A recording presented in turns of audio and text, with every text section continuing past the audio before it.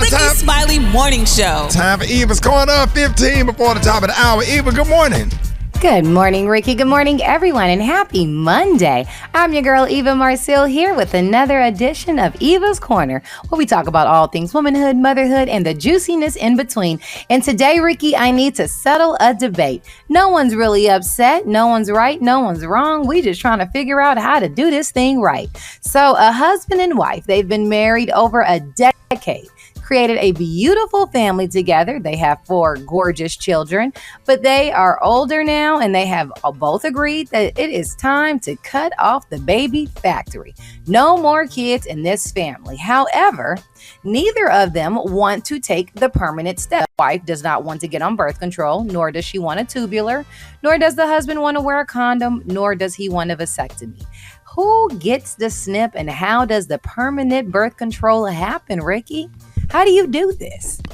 That is a good conversation. A lot of men don't go get snipped, but you actually can. I know people that went and had the surgery or whatever, because the wife couldn't get birth control because it made her monthly irregular, and so a lot of men have stepped up to the plate and went and got snipped. So. Yeah. Well, I'm going to give you a little bit of my personal story. And I definitely checked with my husband before I decided to speak. But my husband and I, as you know, we have 3 kids. I had 2 kids right here on the morning show. I'm almost 4 years in, and I've had 2 kids since I've been here. And we decided to go ahead and make that permanent decision to not have any more children. We obviously are active. However, I don't want to take birth control. So Mike and I talked about it, and he decided to get a vasectomy. It was a process. He did it, and we are very, very happy. So I think that's gonna hurt the side baby generation. Right. That's gonna hurt who? The side baby generation. Hey, that's why we did it, Rick. All y'all side babies out there, y'all hold on, y'all stick together. See what they trying to do.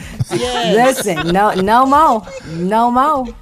Wow. But what do you do? I mean, a woman's carried a baby for 9 months, gone through all the things that a pregnancy, even if she had a great pregnancy, which I did, there's still a lot of things that happen. So does that mean that now it's the guy's chance, or is it something that really needs to be discussed and a woman is as viable as a candidate as a man?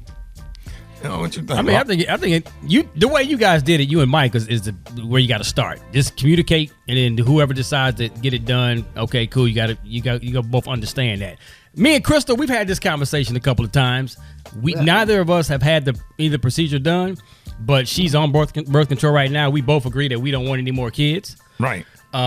So there's gonna come a point in time when we have a more in-depth conversation. Okay, is it gonna be you? Is it gonna be me? We're gonna flip a coin. What we gonna do this? Right. But yeah, I think once you just had that conversation, then whoever decides to do it, and everything will be cool. I think if they change the name Snip just sounds like it sound like it hurt. Like it hurt. What should we call it? If a man have a procedure, just call it something else. But when you say snip, you think about they cutting your joints off or something, or if they snip something, then it ain't gonna work no more. That's what it sounds like. Yeah. And that's why it does sound like that. Yeah. I wonder what the callers think.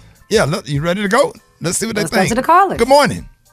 For me, it was a decision of me and my wife. My wife had medical health complications, and so she asked me to get a vasectomy. I didn't have a problem with it because if she had kept taking those birth control, then she would have ended up being fatal. So it was just a matter of you love your wife, you love your woman, you do what you're supposed to do as a man. It should be the wife's decision. It's a no-brainer. When a woman has to have permanent birth control, it's major surgery. She has to be put under general anesthesia, put to sleep. For a man to have a vasectomy, he walks into a urologist clinic, not even in there 20 minutes, goes back to work the next day. The woman's out for at least 3 to 5 days. It's a no-brainer.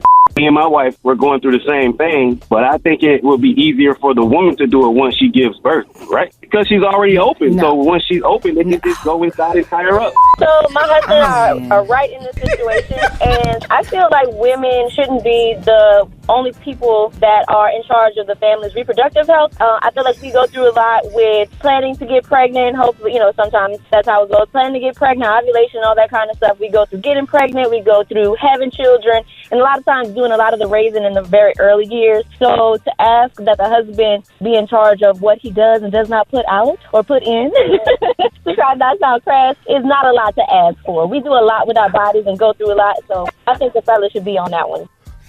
Oh, wow. Wow. I want to know why we still have that other call. Let's go back to him, Ricky. She wide open. Hold on. It We got that.